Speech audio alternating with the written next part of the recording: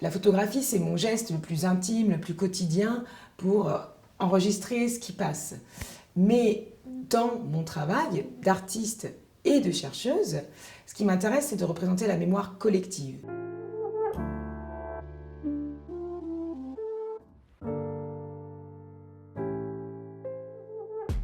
J'utilise plusieurs techniques, la photographie, la sculpture sur terre ou sur fer et la collecte d'objets usagés pour représenter les empreintes des activités humaines. Et en tant que chercheuse, je m'intéresse non seulement à ces empreintes, mais aussi à leur sens au niveau écologique et social.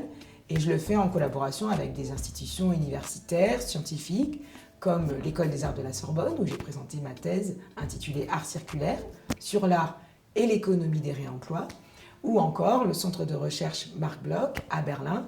La photographie, c'est mon geste le plus intime, le plus quotidien pour enregistrer ce qui passe.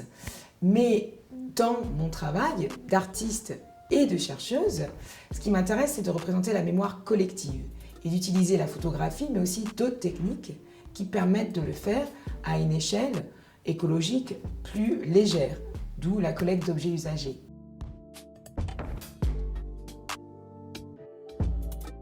Exposer notre œuvre Pensée au carré à la Fondation H à Antananarivo, ça a été une expérience très forte. La première déjà, c'est que c'est le pays de ma mère, mon arrière-grand-mère, ma grand-mère, toutes mes tantes et mon oncle. Et ça m'a permis de renouer, de re-rencontrer l'art contemporain malgache, puisque j'ai découvert dans les œuvres exposées par les artistes malgaches des œuvres dont j'avais déjà rêvé, comme un déjà-vu, mais en mieux, puisqu'elles étaient faites par des artistes que je ne connaissais pas, avec leur savoir-faire à elles.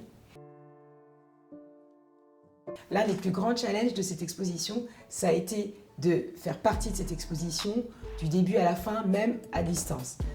Au-delà de l'installation, il s'agissait pour moi de proposer une performance pour répondre aux participations du public.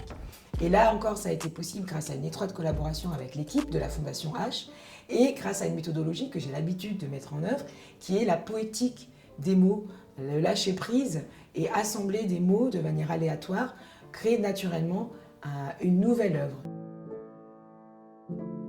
Penser au carré, c'est une réflexion sur l'impact de nos pensées individuelles au niveau collectif. Comme son titre l'indique, penser au carré.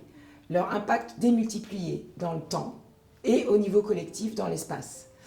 Ce sont des post-it que je récupère dans différents lieux de travail. Ils n'ont pas été écrits pour moi. C'est une série sur laquelle je travaille depuis longtemps, une façon de faire des photos de groupe, d'une mémoire instantanée d'un lieu. Des souvenirs individuels, écrits sur des petits morceaux de papier, qui lorsqu'ils sont mis bout à bout, créent comme une photo de groupe.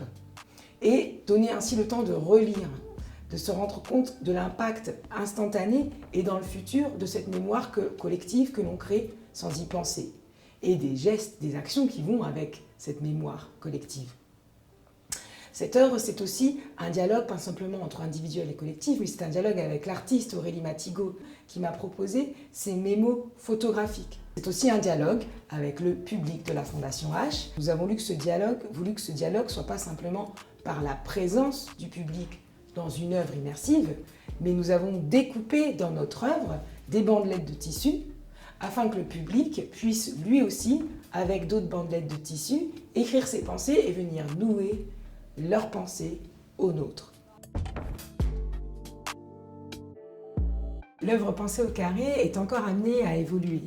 En effet, les bandelettes de tissu sur lesquelles le public a écrit ses pensées et les a nouées aux nôtres, ce sont les restes de ce dialogue entre nous et le public, mais ce sont aussi la matière nouvelle de prochaines œuvres. Dans mon travail, mes œuvres passées sont des amorces de mes œuvres futures.